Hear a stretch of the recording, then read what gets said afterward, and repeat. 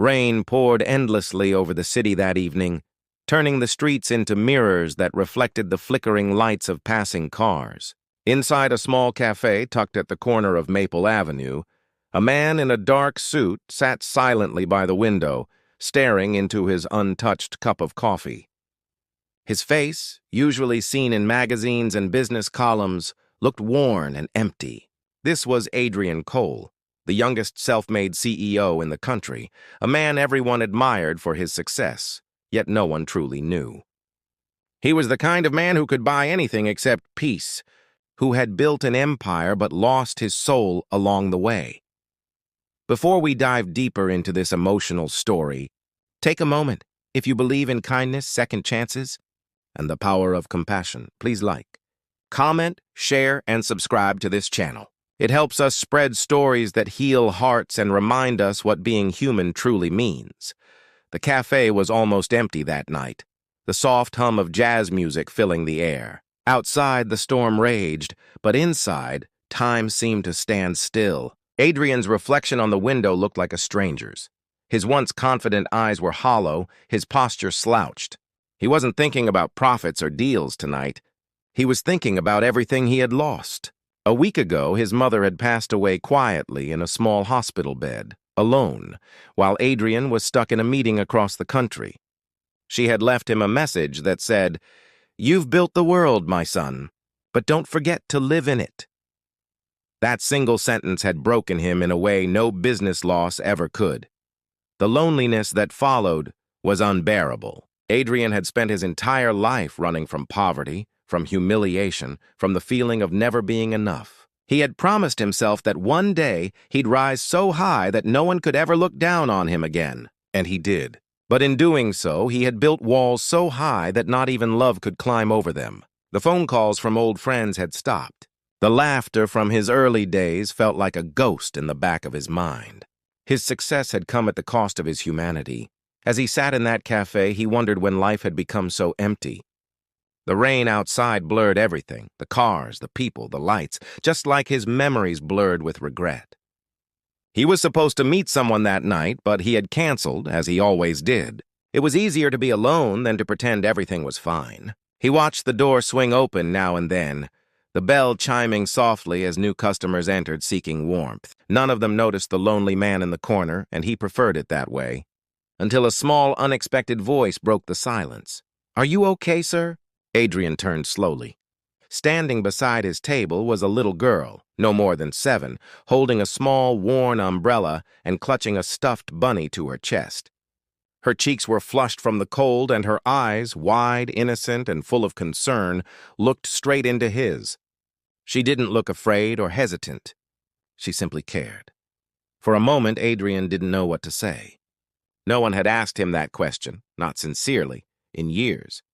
He forced a small smile, but it didn't reach his eyes. The girl tilted her head, studying him as though she could see through every layer of his carefully built armor. "You look sad," she said softly. "My mommy says when someone looks sad, you should talk to them." He wanted to tell her that he was fine, that adults didn't need saving, especially not by little girls with stuffed animals. But something about her presence stopped him. Maybe it was the simplicity of her words, the pure, unfiltered concern in her voice. Or maybe it was the way she reminded him of a past long buried, of when his mother used to say the same thing. Whenever he came home from school looking defeated, the girl smiled brightly and pointed to the chair across from him. "Can I sit?" she asked. Adrian nodded, and she climbed up, her small legs dangling above the floor. She placed her bunny on the table carefully, as if introducing a friend. "His name's Mr. Buttons," she said with pride. "He listens when people are sad." Adrian felt an unfamiliar warmth tug at his chest. He couldn't remember the last time someone had simply sat with him without wanting something in return. The little girl began telling him about her day, how she and her mother had gone to the park, how she'd fed ducks, and how her favorite duck had a feather that stuck up like a crown. Her words were light, her laughter unrestrained. Adrian found himself listening, really listening, for the first time in a long while. The cafe lights flickered softly against the raindrops, casting a gentle glow over the table. For a fleeting moment, Adrian felt as if the weight pressing on his heart had lifted slightly. The girl suddenly stopped talking and studied him again. "You still look sad," she said. "Did someone make you cry?" Adrian's throat tightened. He wanted to laugh it off, but the truth caught him before he could speak. "Someone I loved very much went away," he whispered. The girl's eyes softened. She reached across the table, her tiny hand resting on his. "My daddy went away too," she said quietly. "Mommy says he's in heaven now. Maybe your someone is there too. Maybe they're friends." Those words pierced through Adrian's heart like sunlight breaking through clouds. He could feel tears pressing against his eyes, something he hadn't allowed himself to do in years. He looked at the girl, really looked, and saw not just innocence, but understanding. The kind that only comes from loss. "What's your name?" he asked softly. "Lila," she said. "And you?" "Adrian," he replied. Lila smiled. "That's a nice name. You should smile more, Adrian. When you smile, your eyes look less tired." He let out a shaky laugh, the first genuine sound of joy he'd made in months. It felt strange, fragile, but real. Lila beamed as if she'd accomplished something grand. "See? Better already." Minutes turned into nearly an hour as they talked. Adrian learned that Lila's mother worked late shifts and that they lived in a small apartment nearby. The cafe owner knew them. They often came to wait out the rain until her mother finished work. When Adrian offered to buy her a cupcake, she accepted with excitement but insisted they share it. "That's what friends do," she said. And for some reason, Adrian agreed. The warmth of her presence began to heal something inside him he didn't even realize was broken. She didn't care who he was, what he owned, or what the world thought of him. To her, he was just a man who looked sad. And that was enough reason to show kindness. As the rain eased outside, Lila's mother finally entered the cafe, breathless and worried. She thanked Adrian for watching over her daughter, unaware that her daughter had done the saving tonight. When they left, Lila turned back and waved from the doorway. "Goodbye, Mr. Adrian. Don't be sad anymore, okay? Mr. Button says he'll pray for you." Adrian chuckled softly, raising his hand in return. And then she was gone, leaving behind an emptiness that felt different now. Not heavy, but hopeful, like a wound finally beginning to heal. That night, Adrian didn't go back to his penthouse. He took a walk through the quiet streets, letting the cool air wash over him. He thought about his mother's message, about Lila's words, and about how far he'd drifted from the man he once wanted to be. The city lights seemed softer now, less harsh. For the first time, he saw beauty instead of pressure. He realized that all his life he'd been surrounded by people who wanted his success, not his soul. And maybe, just maybe, it was time to change that. Over the next few weeks, Adrian began doing something no one expected. He started showing up, really showing up, at his company not as a CEO but as a human being.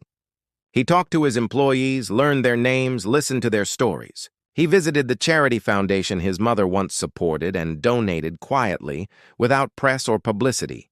He even went back to the same cafe every Sunday, hoping to see Lila again.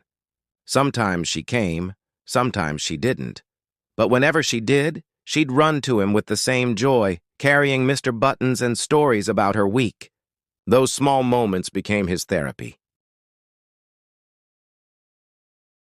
One evening, months later, Adrian hosted a small event at his company. Not a business gala, but a community dinner for underprivileged families. He invited everyone, including the staff who cleaned the building, the drivers, and their children. And when Lila and her mother walked in, his heart lifted. She looked around amazed by the lights and decorations, and when she spotted him, she grinned and ran over, her stuffed bunny still in hand. "Wow, Mr. Adrian, did you make all this?" she gasped. "For people?" He smiled and nodded. "For people who matter," he said. Lila looked up at him with pride. "Then you're not lonely anymore?" she asked. Adrian knelt to her level, his eyes glistening. "Not anymore," he whispered.